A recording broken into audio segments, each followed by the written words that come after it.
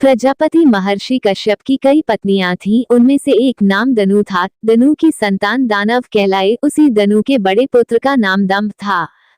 प्राचीन काल में रत्नभद्र नाम से प्रसिद्ध एक धर्मात्मा यक्ष गंधमादन पर्वत पर रहता था। उनके पूर्णभद्र नामक एक पुत्र उत्पन्न हुआ। एक बार इंद्र सहित देवताओं ने भगवान शिव की परीक्षा करनी चाहिए। वह देवों के गुरु बृहस्पति के साथ कैलाश पर्वत पर पहुंचे। एक बार इंद्र सहित देवताओं ने भगवान शिव की परीक्षा करनी चाहिए। वह देवों के गुरु बृहस्पति के साथ कैलाश पर्वत पर पहुंचे। शिव ने अपनी आत्मिक शक्ति के बल पर जान लिया कि ये लोग मेरी परीक्षा लेने आ रहे हैं, अतः उन्होंने एक अवधूत का वेश धारण कर लिया और उनके मार्ग में आ खड़े हुए। इंद्र ने उन्हें राह से हट जाने का संकेत किया, किंतु अवधूत वेशधारी शिव अपने स्थान पर खड़े रहे। ये देख इंद्र को क्रोध आ गया। बोले, अरे हट, रास्ते से जानता नहीं मैं कौन हूँ, हट जा, नहीं तो वज्र से तेरे टुकड़े टुकड़े कर दूंगा। धमकी सुनकर अवधूत वेशधारी शिव को क्रोध आ गया। उन्होंने जोर से एक हुंकार भरी, जिसे सुनकर चारों दिशाएं कांप उठी। गुरु बृहस्पति तुरंत भांप गए कि अवधूत वास्तव में कोई और न होकर स्वयं भगवान शिव हैं। उन्होंने इंद्र को संकेत करके कहा, क्या अनर्थ कर रहे हो सुरेंद्र? तुम भगवान शिव को नहीं पहचान रहे हो, ये तो साक्षात भगवान शिव हैं। इंद्र को अपनी भूल का ज्ञान हुआ। वह तुरंत भगवान शिव के चरणों में गिरकर क्षमा याचना करने लगा। क्षमा करे भगवान, मुझसे पहचानने में भूल हो गई। गुरु बृहस्पति ने कहा, हाँ प्रभु, देवेंद्र को क्षमा कर दीजिए, ये आपको पहचान नहीं पाए थे, अनजाने में ही इन्होंने आपको अपशब्द कह दिए, क्षमा कीजिए। गुरु बृहस्पति के अनुनय विनय करने पर शिव ने इंद्र को क्षमा कर दिया। इस घटना के कुछ दिनों बाद एक विलक्षण चमत्कार हुआ। समुद्र तट पर गंगा सागर के किनारे एक बालक रेत में पड़ा रुदन कर रहा था।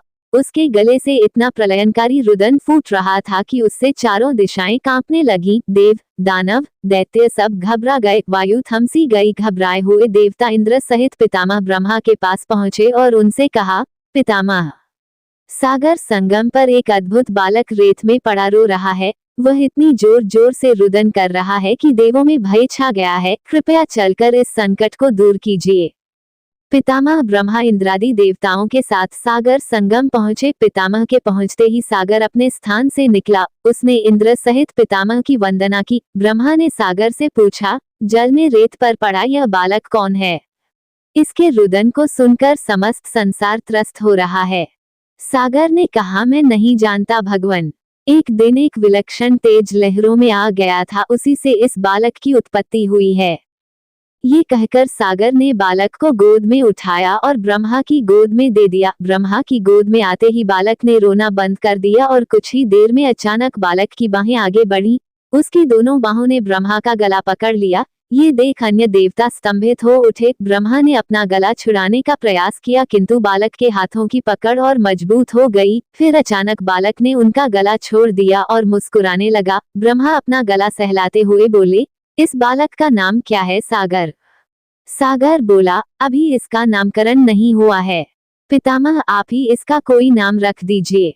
ब्रह्मा बोले, मैं इसका नाम जलंधर रखता हूँ। आज से ये तुम्हारा ही पुत्र कहा जाएगा। बच्चे का नामकरण करके सागर के हाथों में सौंपकर पितामह सहित सब देवता अपने अपने धाम लौट गए। बालक कुछ बड़ा हुआ तो पितामह की आज्ञा से आचार्य शुक्र ने उसे शिक्षा देनी आरंभ कर दी। देखते ही देखते बालक युवक बन गया। शुक्राचार्य ने उसे दैत्यों का सम्राट बना दिया और कालनेमी नामक एक असुर की वृंदा नामक कन्या से उसका विवाह कर दिया। जलंधर महाबलवान सिद्ध हुआ। देखते ही देखते उसने समस्त सागर के द्वीपों पर अपना शासन स्थापित कर लिया। उसकी पत्नी वृंदा ने हर मामले में उसके साथ सहयोग किया। वृंदा एक सती स्त्री थी। उसे ब्रह्मा का वरदान मिला हुआ था कि जब तक उसका सतीत्व कायम रहेगा, सुर असुर देव दानव कोई भी उसके पति का बाल भी बांका नहीं कर पाएगा।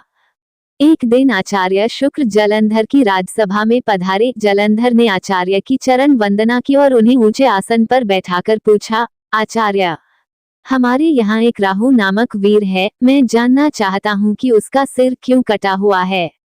आचार्य शुक्र ने कहा, दैत्यराज, राहु का सिर भगवान विष्णु ने अपने सुदर्शन चक्र से काट दिया था।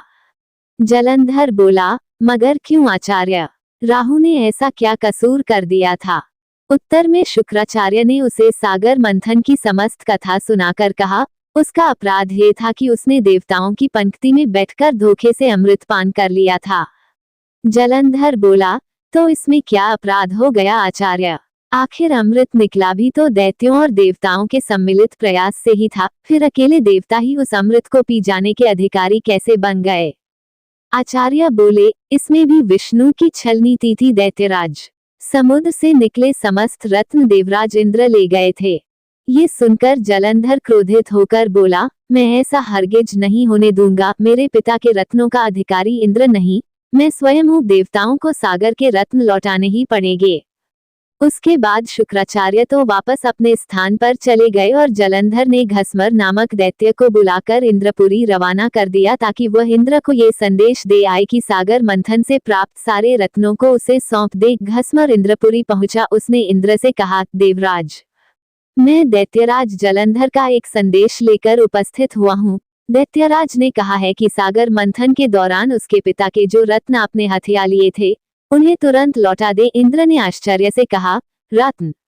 कैसे रत्न? दैत्यराज से कहना कि वह रत्न तो देवों के परिश्रम के फल थे। सेवक बोला, लेकिन परिश्रम तो देव और दानव दोनों ने ही किया था, फिर रत्न अकेले देवों के कैसे हो गए? सीधी तरह रत्नों को लौटा दो वरना इसका परिणाम बड़ा भयंकर होगा। ये सुनकर इंद्र क्रोधित होकर बोला, तुम्हारा इतना साहस, मेरी पुरी में ही मुझे धमकाते हो? ठहरो पापी, मैं अभी तुम्हें इसका मजा चखता हूँ। ये कहकर इंद्र ने अपना वज्र निकाल लिया, लेकिन तभी आचार्य बृहस्पति ने उसे रोक दिया और उसे समझाते हुए बोले, क्रोध में मत आओ सुरराज। ये दूत है और दूत अवध्य होता है, इसे जाने दो। घसमर वापस जलंधर के पास पहुंचा और इंद्र द्वारा दिया गया उत्तर उसे कह सुनाया। सुनकर जलंधर आग बबूला हो उठा। उसने तुरंत चारों दिशाओं में स्थित दैत्यों के पास संदेश भिजवा दिया कि वे तुरंत इंद्रपुरी पर आक्रमण कर दें। साथ ही अपने सेनापतियों शुभ और निशुंभ के साथ इंद्रलोक पर चढ़ाई कर दी। शीघ्र ही दैत्यों की सेना इंद्र के नंदन वन में जा पहुंची और सैनिकों ने देवताओं का विध्वंस करना आरंभ कर दिया। दैत्यों के दल अमरावती को नष्ट भ्रष्ट करने में लग गए। दोनों पक्षों के वीरों की लाशें जमीन पर गिरने लगी। आचार्य बृहस्पति देवों की ओर से और शुक्राचार्य दैत्यों की ओर से घायल और मृत वीरों का उपचार करने लगे और वे पुनः जीवित होकर युद्ध करने लगते। युद्ध चलता रहा, लेकिन किसी भी पक्ष को विजय नहीं मिल पा रही थी। इस पर जलंधर क्रोधित होकर शुक्राचार्य के पास पहुंचकर बोला, गुरुदेव, संजीवनी विद्या तो सिर्फ आप ही जानते हैं, फिर ये देवता मरकर जीवित कैसे हो रहे हैं? शुक्राचार्य बोले, दैत्यराज, संजीवनी बूटी का उपयोग करना आचार्य बृहस्पति भी जानते हैं। उन्होंने कई देवता इसी काम पर लगा रखे हैं कि वे द्रोणागिरी से संजीवनी बूटी लाते रहें। यदि किसी तरह देवताओं द्वारा द्रोणागिरी से बूटी लाना रोक दिया जाए तो आचार्य बृहस्पति देवों को पुनः जीवित न कर पाएंगे। जलंधर बोला, लेकिन हमें इस तरह से तो अपनी सेना का एक बड़ा हिस्सा द्रोणागिरी पर्वत की ओर ले जाना पड़ेगा और यहाँ तो भयंकर गति से युद्ध चल रहा है। शुक्राचार्य बोले, तो फिर क्यों न द्रोणागिरी पर्वत को ही सागर में डुबो दिया जाए? न रहेगा बांस, न बजेगी बांसुरी। शुक्राचार्य की बात सुनकर जलंधर अमरावती छोड़कर द्रोणागिरी पर्वत पर जा पहुंचा और अपने मंत्रबिद्ध बाणों से उसे समुद्र में डुबो दिया। इससे देवताओं को संजीवनी बूटी मिलनी बंद होने लगी। देवताओं में घबराहट फैल गई। इंद्र घबराता हुआ आचार्य बृहस्पति के पास पहुंचा। बोला, हमारे वीर बड़ी संख्या में हताहत हो रहे हैं आचार्य, अब क्या होगा? इस तरह तो समस्त देवताओं का विनाश हो जाएगा। आचार्य बृहस्पति बोले, मेरी सलाह मानो देवेंद्र, ये युद्ध तुरंत बंद कर दो और अपनी सेना सहित भागकर जान बचा लो। जलंधर भगवान शिव के तेज से पैदा हुआ है, उसमें भगवान शिव का अपार बल है। तुम अपनी जान बचाओ, बाद में कोई न कोई उपाय जलंधर को मारने का निकल ही आएगा। आचार्य बृहस्पति की सलाह मानकर देवता युद्ध छोड़कर भाग निकले और मेरू पर्वत की कंदराओं में जा छिपे। शुंभ निशुंभ सहित दैत्यों की सेना ने उनका पीछा किया, किंतु देवता पहाड़ की गुफाओं में पहुंचकर अदृश्य हो गए। थक हार कर दैत्यों की सेना वापस लौट पड़ी। जलंधर ने सारी अमरावती को लूट लिया और स्वयं इंद्र के सिंहासन पर बैठ गया। इंद्र मेरू पर्वत की कंदराओं से निकला और अपने साथियों के साथ भगवान विष्णु के पास पहुंचा। उसने भगवान विष्णु से प्रार्थना की, रक्षा कीजिए प्रभु। जलंधर ने समस्त अमरावती तबाह कर दी है, हजारों देवता मारे गए हैं, स्वयं मैं भी मुश्किल से जान बचाकर यहाँ तक आया हूँ।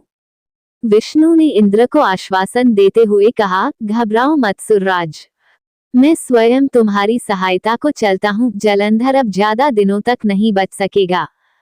फिर विष्णु अमरावती जा पहुंचे। विष्णु के वहां पहुंचते ही देवताओं में नवीन स्फूर्ति का संचार होने लगा। वे शत्रु सेना पर प्रहार करने लगे। जलंधर बड़े प्रबल वेग से विष्णु के सम्मुख आ डटा। विष्णु जिस भी अस्त्र शस्त्र का उस पर प्रयोग करते, जलंधर उन्हें तुरंत निष्फल कर देता। आखिर में विष्णु ने हार मान ली। बोला, तुम वाकई वीर हो जलंधर, मेरे इतने अस्त्रों को भी तुमने निष्फल कर दिया। अब ये युद्ध बंद कर दो।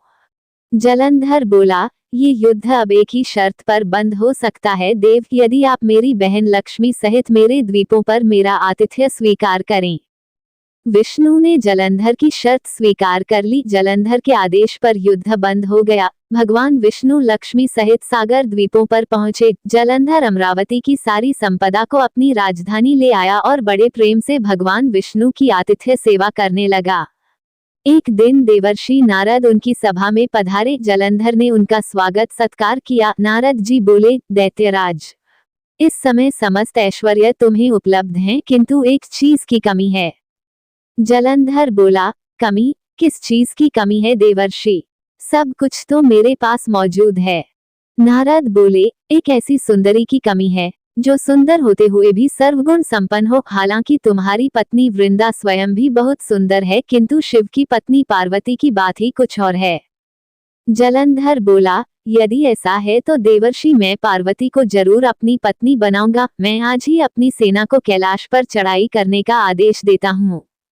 मतिमंद जलंधर अपनी सेना लेकर कैलाश पर्वत पर टूट पड़ा। उसकी सेना और शिव गणों में भयंकर युद्ध छिड़ गया। आखिर शिव के गण युद्ध भूमि छोड़कर भाग निकले। विवश होकर भगवान शिव को युद्ध भूमि में जाना पड़ा। अपने स्वामी की उपस्थिति में शिव गणों का उत्साह बढ़ गया। वे तीव्र वेग से दैत्य सेना पर टूट पड़े और उनका संहार करना शुरू कर दिया। शिव जलंधर के सम्मुख आ डटे। दोनों में विकट युद्ध छिड़ गया।